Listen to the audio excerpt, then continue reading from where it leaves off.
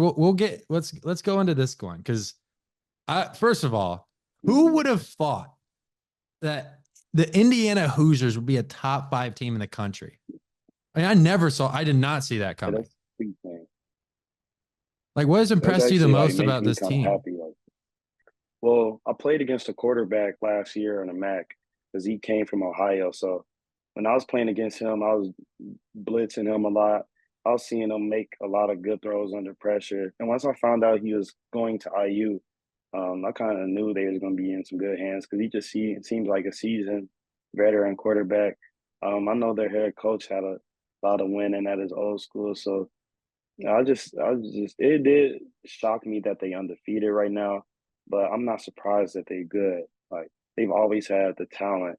It is really just putting all those pieces together, and it's just really interesting how they've grown the fan base. Like you and me both have never really seen IU Stadium jam packed.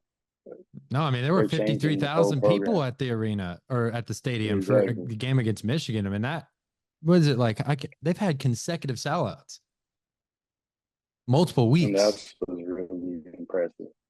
Like, oh my gosh. I mean, that is I'm just happy for them guys out there.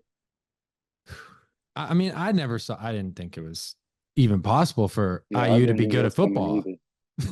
either.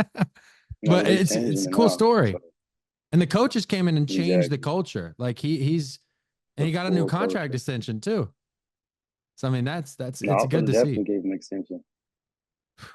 Yeah, he got a lot of money there. Yeah.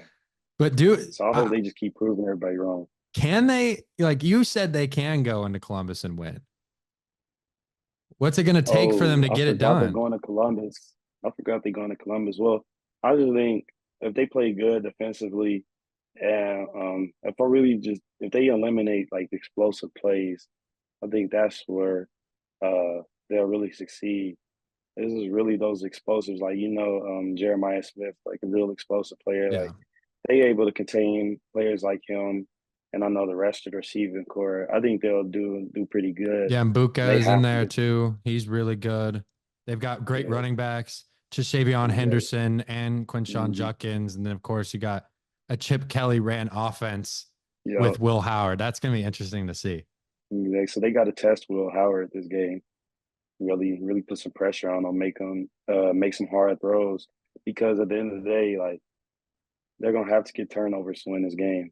Even though the offense is good for IU, they just gonna have to make some explosive plays and kind of turn the table to make this upset. As you know, like the best play is gonna win the game.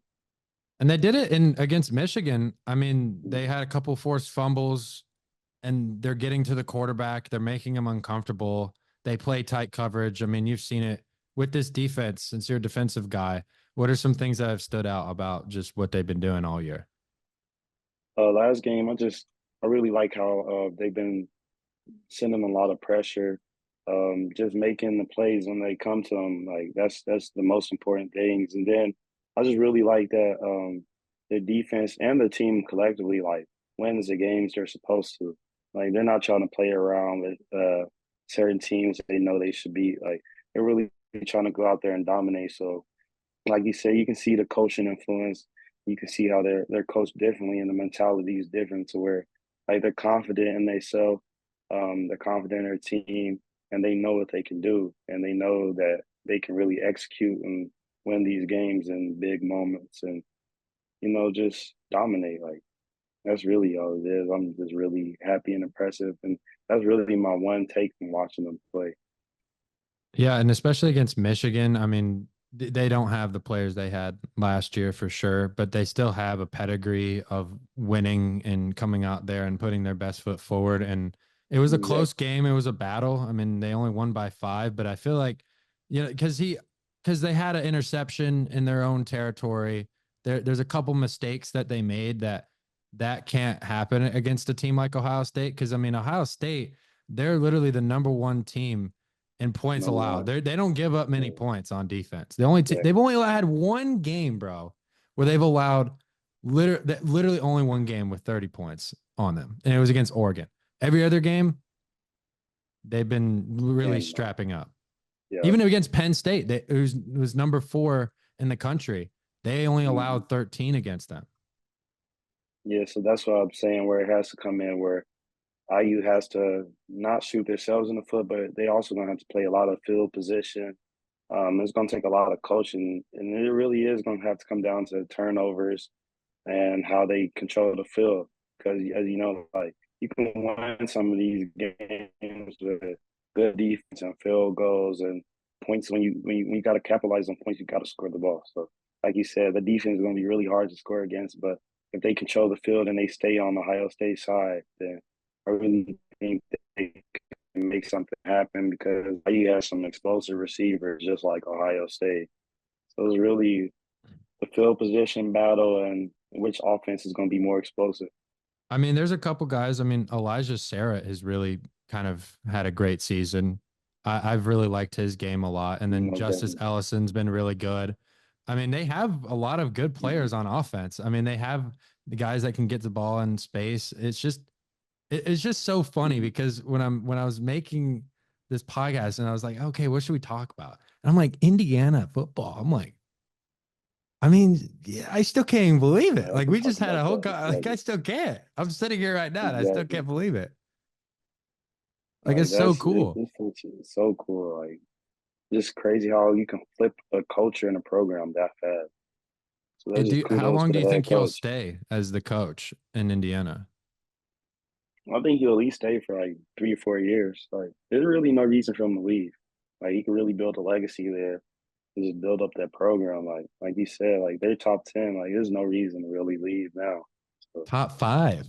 yeah, exactly. Top That's five. just like so insane. Like that you even saying like top five is just like so impressive. Like win, lose or draw, that coach has kind of stamped the culture for the program for probably the next 5 years or until he's done. And I don't know if I'm sure you probably were aware of this, but I don't know if you knew. Ohio State has beaten Indiana 29 straight times. 29 straight.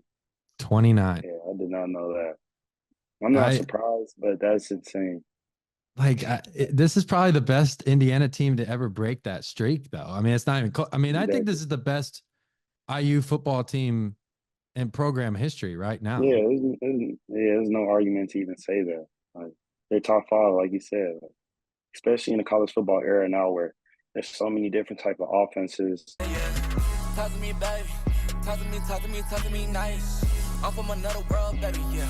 Broadway paradise. They think I'm way too cold, cause I put my